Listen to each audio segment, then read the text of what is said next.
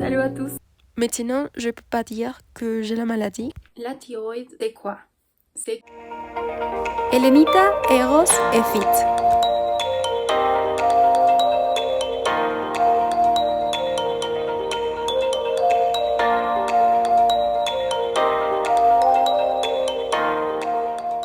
comme un papillon. Je vais parler d'un sujet que je trouve c'est très important de raconter. Bienvenue à cette nouvelle vidéo. Mais je veux que ça et j'aimerais communiquer pour les aider, pour vous informer. Je ne suis pas une spécialisée de la santé. Je suis étudiante de communication. Je suis très intéressée. Peut-être que c'est pour ça bien fit de ma chaîne de YouTube. Et aussi j'étais intéressée pour le monde du fitness, de garder la santé et la nutrition à cause de ces trucs que j'ai vécu depuis tout petite. Je vais raconter afin que vous puissiez savoir un peu plus ce que j'ai vécu. 2008-2009, j'étais une petite fille et quand j'ai sorti avec mes camarades de l'école, j'ai commencé à faire du sport, à courir. Je me souviens, mon corps était très vite et mon rythme cardiaque était très vite. Pour moi, je me sentais super fatiguée, comme si j'aurais fait un marathon. Inquiété à mes parents, à ma famille, que j'avais les corps un peu plus différents que mes collègues. Après manger, j'avais envie de manger encore plus. Mon métabolisme hyper rapide. Même quand je dormais, mon corps était accéléré. Et j'oubliais de dire que j'avais perdu beaucoup de poids. J'étais très mince. Après des analyses de sang et beaucoup d'études, les médecins devaient penser que j'avais problème de mon corps et non, pas du tout. Heureusement, sinon aurait été plus compliqué. Mais j'avais un problème de la thyroïde. La thyroïde, c'est quoi? C'est comme un papillon. On a tous ici, se trouve ici. C'est une glandule, t'aide à beaucoup de choses, t'aide à plein de choses. Je savais pas qu'il était très important, mais à partir de ça, j'ai appris et aussi j'aimerais vous apprendre parce que la thyroïde t'aide à réguler aussi tes émotions. Et à l'époque, j'étais hyper accélérée et dit que j'avais hyperthyroïdie. Aussi arrive autre maladie qui s'appelle hypothyroïdisme, qui ça c'est le contraire, métabolisme super lent, beaucoup de sommeil, voilà. Moi j'avais hyperthyroïdisme. Mais les deux sont mauvais. Il faut qu'ils soient normal et il faut qu'ils soient dans un bon niveau. Il faut qu'ils soient contrôlés et normal. Dans mon cas, moi j'étais pas contrôlée. Mais l'hyperthyroïdisme, à l'époque, personne de ma famille n'avait pas ça. Donc je me disais, tu ma famille disait qui, a été parce que les anticorps ont reconnu cette glandule pour moi comme un ennemi. Après, j'ai vécu ça.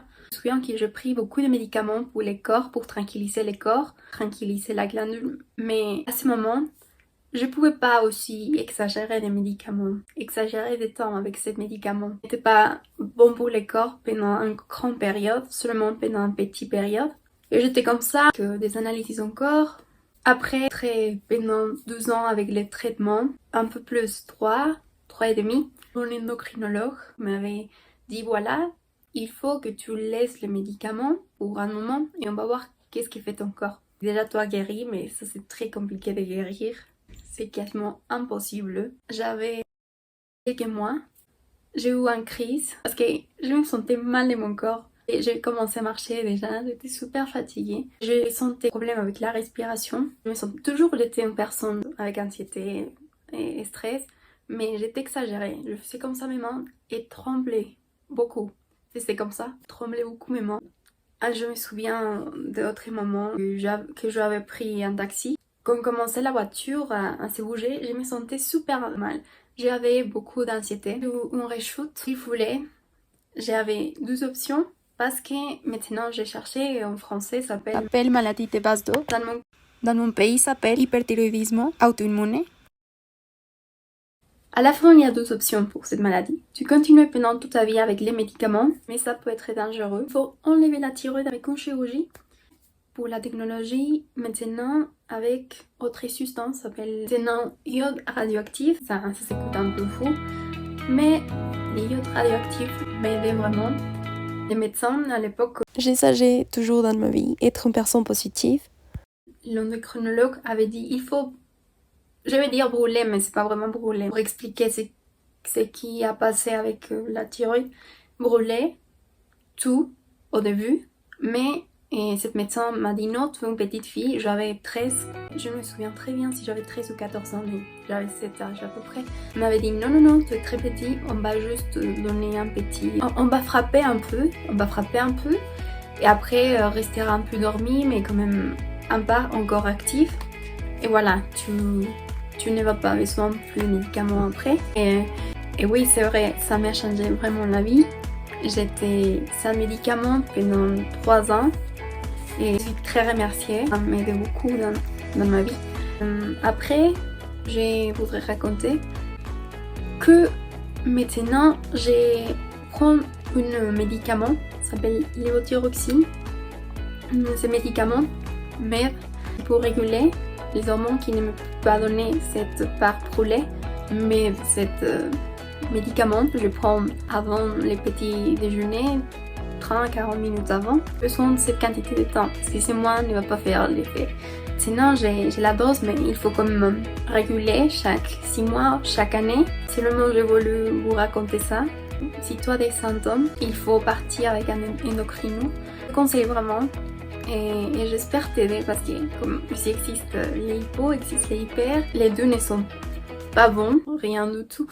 Et c'est ça mon histoire. Ça j'ai de faire super petit l'histoire, mais c'est pour raconter. C'est pour ça que je mets aussi beaucoup d'attention avec ce que je mange. Je vais raconter un peu mon alimentation. Parce que je pense que j'ai changé un peu. Et je mets plus d'attention et ne consomme beaucoup de sucré.